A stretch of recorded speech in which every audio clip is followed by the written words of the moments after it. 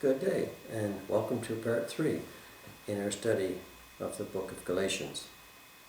As this starts out in chapter 2, it says then, after 14 years I went up again to Jerusalem with Barnabas and also took Titus with me. Now, if you recall from chapter 1, after Paul was converted, he went to Arabia and then to Damascus for a period of 3 years. And then he came back to Jerusalem for 3 weeks, and then went off again on another missionary trip, which he went to Syria and Cilicia. And he was away for 14 years. Now, during this period of time, word came back to Jerusalem about what had been happening with the Gentiles in these areas in which Paul was preaching.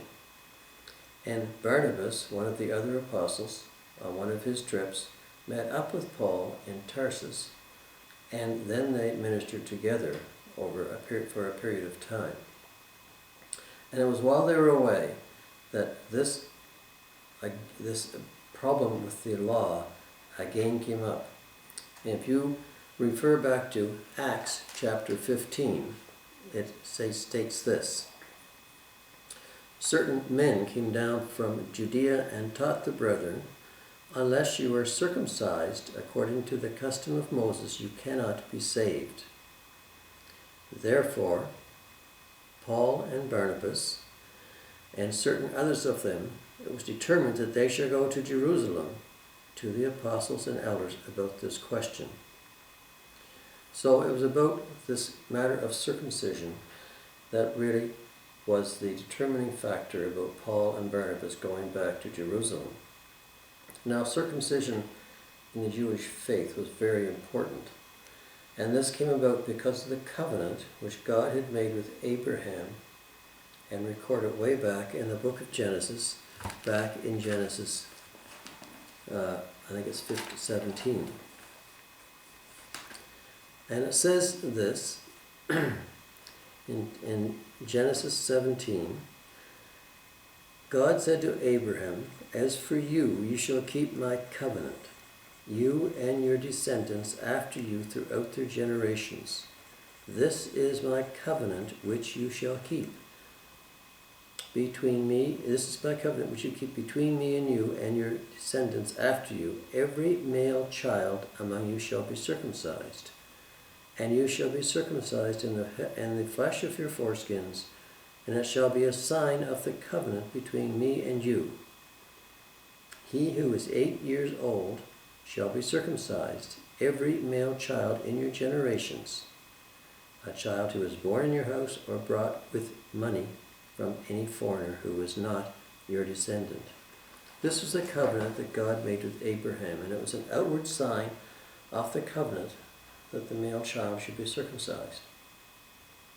And this was the basis of the law, the basis of the sticking of the law between the Judaizers and Paul and his other Christian men. This was the sort of the pinnacle of this whole argument, was this act of circumcision. And because these people had come down from Jerusalem to the Gentile areas where Paul was preaching, it was determined that Paul and now Barnabas, perhaps others with them, would go back to Jerusalem and bring it to the head with the main leaders of the church there. And this is what happened when you get back into the book of Galatians chapter 2. It says, after 14 years, I went up again to Jerusalem with Barnabas, and also took Titus with me. Now, Titus was a Gentile. He was a convert from the Gentile area, and he was not circumcised according to the previous Jewish law. And he and Paul had also become quite close, great friends, and so Paul took Titus with him, perhaps to indicate salvation without circumcision to the leaders of the church in Jerusalem. So it says, I went up by revelation. I went up because I was prompted by God to do this. I wasn't prompted necessarily by men to go back, but I had this feeling even though it was important to confront the people in Jerusalem. I had this feeling that God wanted me to do this.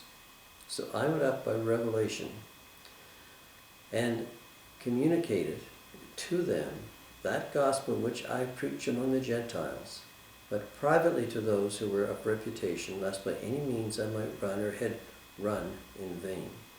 So he went back up to talk to the people, the leaders in the church, the main people who were leading the church in Jerusalem, the men of reputation, so to speak, to present what he was teaching to the Gentiles, his gospel, and probably to get their support and approval. Because what he felt was this, that if they did not approve or give him their backing, then there would be two gospels, two forms of the gospel out there, one with the law of Moses, one without the law of Moses, and that would undermine everything he was doing. So he felt that if he could not get their backing, he would have run this whole thing in vain. And this is what he went up to do. So they went up to see Peter, James, John particularly, to be sure they understood what he was doing. And he did it in private first, so that this would not be a public display of disagreement, if that's what it turned out to be. So he did it in private to those who were of reputation, lest by any means he might have done all his work in vain. Not even Titus, who was with me, being a Greek, was compelled to be circumcised. And this was Paul's point. Titus was saved. He had converted to Christianity. He had become a mentor and a leader and a support to Paul. He had become everything a Christian should be, but he was not circumcised according to the law of Moses. And he wanted to show this and convince the people there that circumcision, or following the law, was not even feasible for a Christian. Because the law was a condemnation of people. The law was there to show people how they sinned. And it was important because if you did not have the law, you could not transgress the law and sin. But the law condemned people because no one can follow the law completely. Everyone fails in following the law. Therefore, everyone is, by that means, condemned. But the law shows us where we sin, and therefore it is only through God's intervention and his reclamation of us through Christ that we can be saved. And this is what Paul was saying. It's by grace you are saved, not by the law, or not by anything that you do according to the law.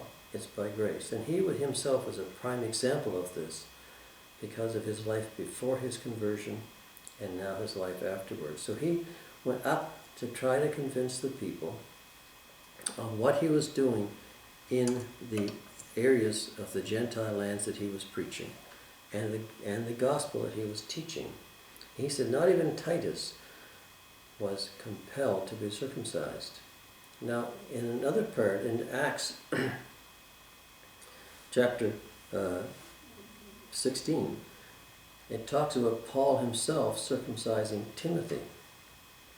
But this is not a conflict. It's not a contradiction, because there was no problem with being circumcised, and Timothy had his circumcision voluntarily. There was no problem with that. The problem is you weren't compelled to be circumcised according to the Jewish law and tradition. This was the difference.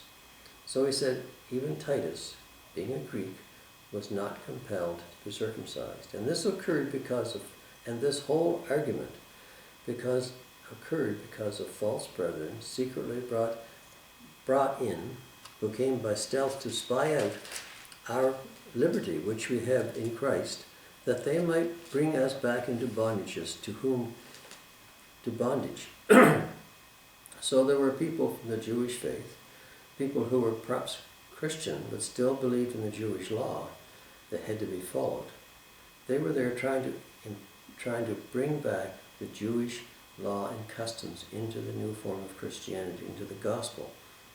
And this is what Paul is saying. There were people there Perhaps they were there by stealth. Perhaps they had snuck in. Perhaps they had been invited by somebody. We don't know. But anyway, there were people there who were trying to bring the law into the place where only grace should be. And Paul was saying, this would bring us back into bondage if we had to follow the law along with Christ, with God's grace. So it says, to whom these people we did not yield submission, did not give them an inch, did not give them an hour, did not even listen to them for any length of time. They rejected this whole idea of having to bring the law into accordance and alongside God's grace. It's by grace that the salvation occurs, not by the law. So this is what he was saying, that he brought this idea, he brought this problem of the law, particularly related to circumcision, back to these elders, these leaders of the church in Jerusalem, to bring forth his case that it was by God's grace alone, and that was the gospel that had to be preached. Now, it said, from those who seem to be something, from those people who seem to be of some importance in the church or have some feeling that they were more in tune with God or were greater in the whole hierarchy of the church than others, to those who seem to be something, who, whatever they were, it makes no difference to me. Paul says he was not influenced by the position of other people or by their position in the church or by their position in the leadership. He wasn't influenced by this. It made no difference, because God shows personal favoritism to no man.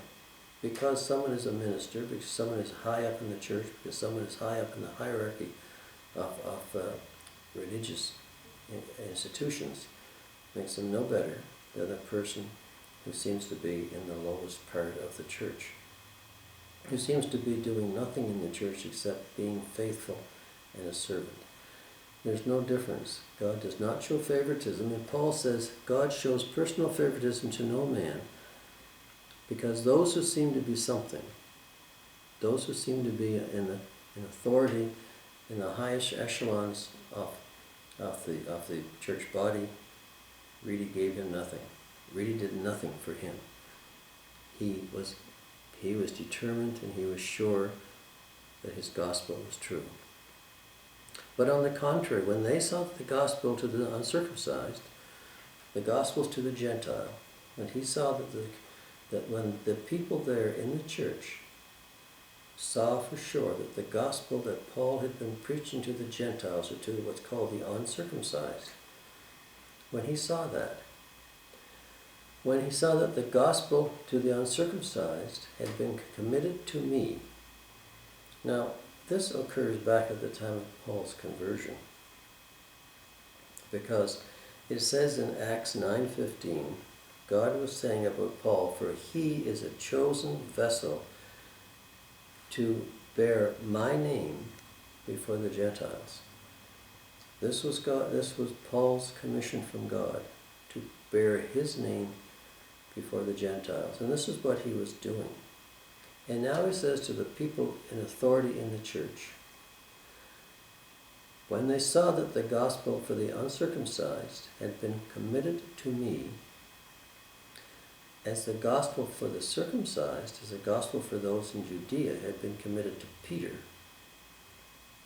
for he worked effectively in Peter for the apostleship to the circumcised, also worked effectively in me toward the Gentiles. What he's saying is that God, who worked through Peter to preach to the Jewish people, to the people in Judea, to the circumcised Jewish nation, also worked through Paul to preach to the uncircumcised Gentile nation.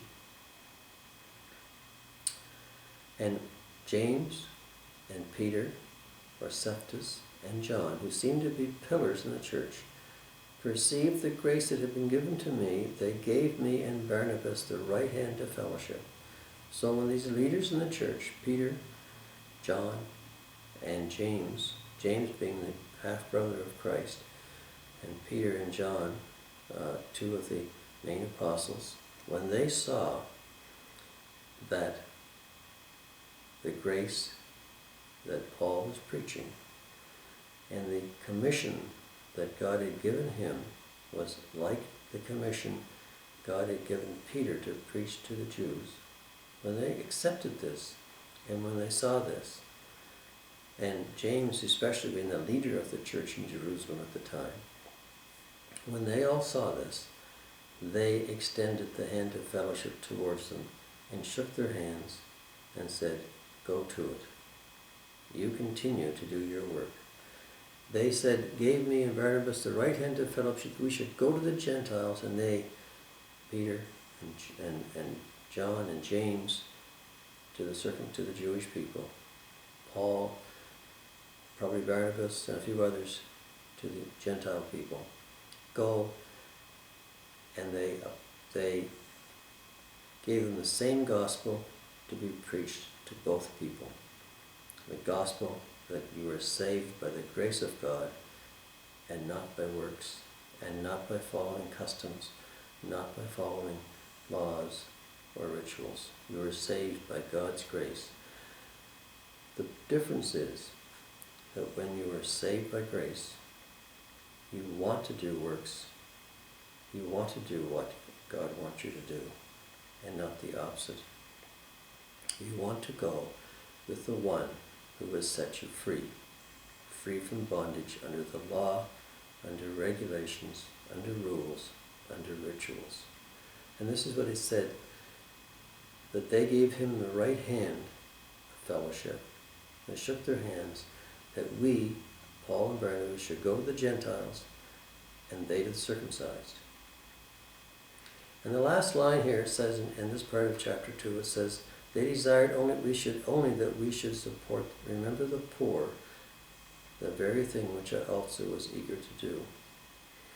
Part of the problem at that time was there were many people coming into Jerusalem from outlying areas, and because they received the gospel, because they received God's grace and the gospel of Christ there, they did not want to go back to their old lives, to their old villages, to their own homes even, where the laws and the rituals were still in force. So many have stayed in Jerusalem. And the church in Jerusalem was doing their best to help these poor people, these people who were now a bit destitute because of their newfound faith. And it was said that it was requested that they desired only that we should remember the poor as well, and that the churches, the rich churches that were being formed in the Gentile areas, in Galatia for instance, perhaps that they could also donate something and bring something back for the poor people in Jerusalem and the poor people in other areas. And this remembrance of the poor was a binding feature between both the Gentiles and the Jewish people, people who had previously been harsh enemies. The Jewish people who had been circumcised and under the covenant with Abraham really felt themselves to be privileged, to be special, to be above other peoples. And they often referred to the Gentile people as only being there to feed the fires of hell. They weren't really for any other purpose. And it was a very hard thing to understand the animosity between the Jewish people and the Gentiles which existed in those days. And to bring these churches into being with both Jewish and Gentile people in them was a feat in itself. And this was one thing that would bring them together, because both the Gentiles and the Jewish people were now helping to feed those poor souls who had now come into Jerusalem and perhaps were staying there because of the gospel. So he said, they desired only that we should remember the poor, the very thing which I also was eager to do. So this is the way that Paul brought about the, the leadership in the Jerusalem church to understand and to accept and to support his way of presenting the gospel, and to also to deny the fact that the old Jewish law of Moses still had to be followed. It wasn't following both, it was following now the grace of God and not the Jewish law. So this is how this came about. And next week we'll go into the second part, the last part of chapter 2, and Paul's continuing program. So thanks for watching, and I hope to see you again next week. Bye for now.